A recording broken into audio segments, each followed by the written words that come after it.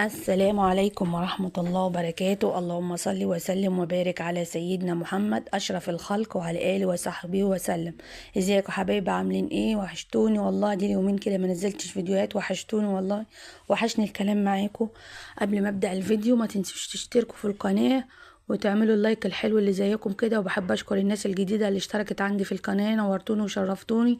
يا ريت كده اللي لسه ما اشتركش يشترك كده ويفرحني عشان القناه تكبر ان شاء الله، وان شاء الله تكبر بيكم يعني.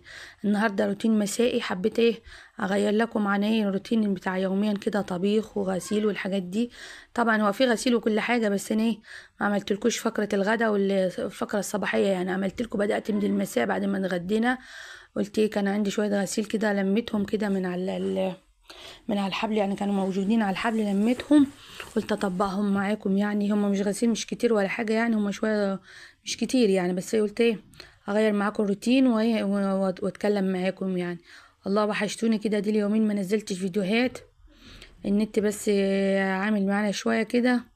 قلت النهارده ان شاء الله كده بعد ما نعمل النت انزل لكم فيديو يعني كده، حتى لو هو قصير، بس ايه انزله يعني. ما بحبش انا اعوق يعني، ما بحبش ايه اتاخر على تنزيل الفيديوهات يعني كده. بحب انزل يوميا بس والله ايه بيعمل لي الموضوع ده النت يعني. ساعات بيقطع وساعات يبقى ضعيف، ومني بستنى كده لما يبقى كويس وبنزل الفيديو على طول يعني. بقول لكم النهارده ايه روتين مسائي. النهارده كان شويه غسيل كده، قلت اطبقهم معاكم. عايزين كده نتكلم مع بعضينا كده، يا ريت يعني اكتبوا لي في الكومنتات كده عاوزين اعمل لكم فيديوهات عن ايه. لو ان انا بقول لكم يعني هي قناه روتين يعني، زي ما بقول لكم يعني قناه الروتين دي عباره عن اي حاجه تخص البيت يعني. لو كان ترويق، لو كان طبيخ، لو كانت وصفه اكله، لو كانت اي حاجه يعني تخص البيت يعني، لو كانت مشتريات، اي حاجه كده بعملها جديده او بشتريها كده بوريها لكم يعني. اللهم صل على النبي. قولوا لي كده، طلعتوا اللبس الصيفي ولا لسه؟ يعني الجو حرر اليومين دول يعني، خلاص كلها كده اسبوعين كده وممكن نصيف كمان. في ناس كمان شايفاها صيفت، بس لا استني شوية كده، ممكن تخففي لأولادك من تحت.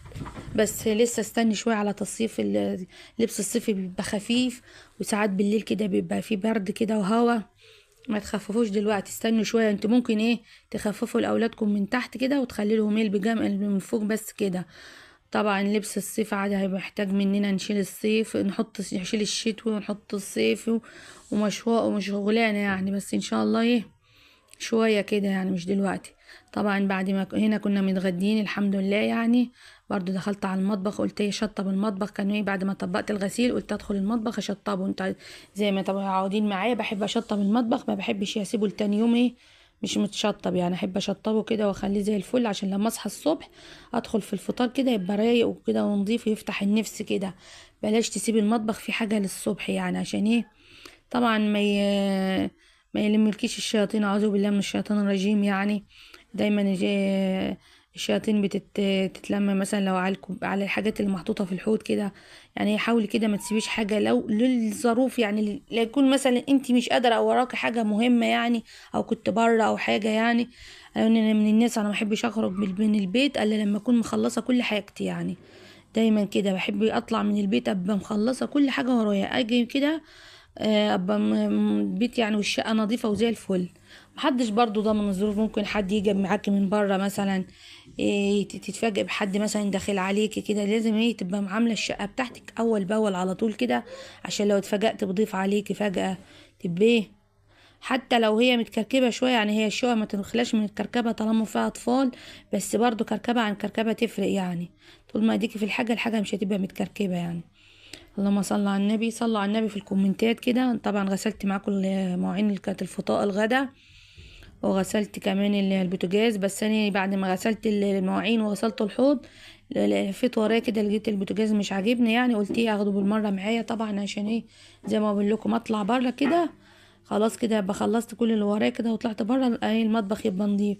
لو مثلا طبق اللي بتاع العشاء كده او حاجه كده خفيفه هتبقى ايه سهله الغسيل يعني. اهم حاجه مواعين الغدا دي تخلصيها، هي اللي بتبقى كتيره يعني، بتبقى حلل واطباق كتيره ومعالق والحاجات اللي عملتي فيها الغدا يعني بتبقى كبيره كتيره شويه. هنا زي ما بقول لكم بعد ما غسلت مواعين الفطار الغدا، قلت ايه بلفيت ورايا كده، قلت اخد البوتاجاز معاه بالمره كده انضفه اغسله معايا، يعني زي ما بقول لكم بحب اغسل البوتاجاز يوميا كده بعد ما اعمل الغدا ونخلص، احب اغسله عشان ايه ما يتراكمش عليا يعني. اللهم صل على النبي. بقول لكم الصيف خلاص داخل علينا، يعني انا بكلمكم دلوقتي مشغله المروحه. معرفش ايه الحر اللي جه بسرعه ده، يعني احنا حاسه الحر جه بسرعه يعني. الشتاء مش ما حسبناش قوي زي ايه، زي الصيف بنحسه بيه اكتر يعني وبيطول معانا. اكتبوا لي في الكومنتات مين بيحب الصيف ومين بيحب الشتاء، بس انا كواحده يعني ما بحبش الصيف ده خالص يعني. في ناس بتحبه عشان المصيف وعشان لبس الصيف والحاجات دي، لا انا ما بحبوش يعني. انا احب الشتاء كده نظافه وما فيهاش يعني ما فيهاش تلزيق والحاجات دي. الا الشتاء حلوه يعني، حلوه يعني الشتاء. هنا طبعا بوريكم البوتاجاز كنت نضفته خلاص. هنا طبعا ايه، بعد ما خلصت قالوا لي يا ماما عاوزين لقمة القاضي كده. قلت لهم يعني الوقت خلاص يعني، وخلاص انا خلصت وعايزه ارتاح بقى وعملت كل حاجه في المطبخ وعايزه ارتاح. قالوا لي معلش يا ماما، انا زي ما بقول لكم ما بحبش اشتري حاجه من بره، بحاول ايه كل حاجه اعملها في البيت. عملت قبل كده معاكم البيتزا ده برضو كان بالليل كانوا عاوزينها، قلت خلاص اعملها يعني. طلعت الحاجات اللي من التلاجة كلها وعملتها يعني، وما قلتليش رايكم في الكومنتات عجبتكم ولا لا، ولا ايه الاخبار بتاع البيتزا يعني. بقول لكم بحب ايه اشتري كل حاجه ما اعمل كل حاجه في البيت يعني.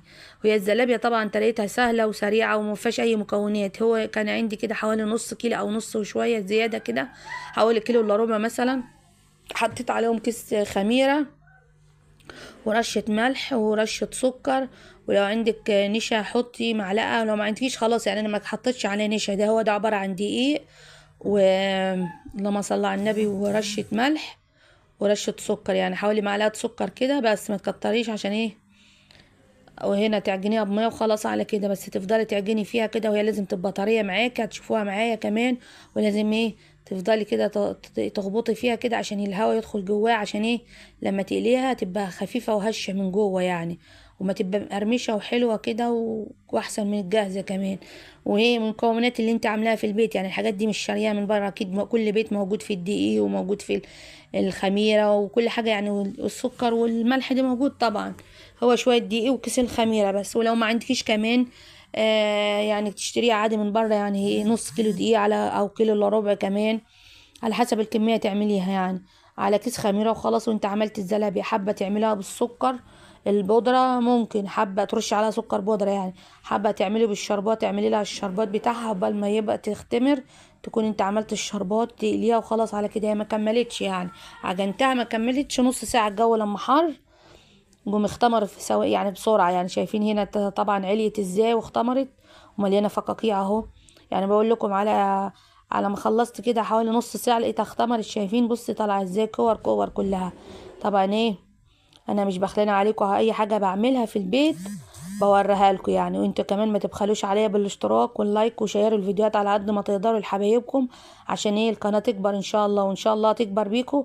وانا عندي اصرار وعزيمة والقناة ان شاء الله تكبر بيكم يعني. شجعوني كده واعملوا لايكات يعني. احنا ابتدينا نتفاعل على القناة ونعمل لايكات، بس ايه يعني على عدد المشتركين يا ريت على قد المشاهدة يعني. انا بشوف المشاهدة كتيرة بس المشتركين مش قد المشاهدة. يا ريت كده اشتركوا وفرحوني واعملوا اللايك كده.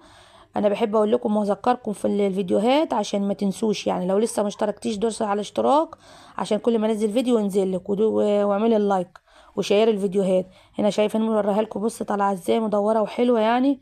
هنا طبعا كان في عندي اللي هيحب ياكلها بالسكر، انا بحب اكلها بالشربات يعني. في عندي اللي بيحب ياكلها بالسكر ما حطيتهالوش بالشربات، هنا برش عليها سكر. انما الطبق الصغير ده انا كنت عامله كان عندي شويه شربات كده حطيتها فيه. شايفين حلاوتها وطعمتها، جربوها واشوفكم على خير ومع السلامه.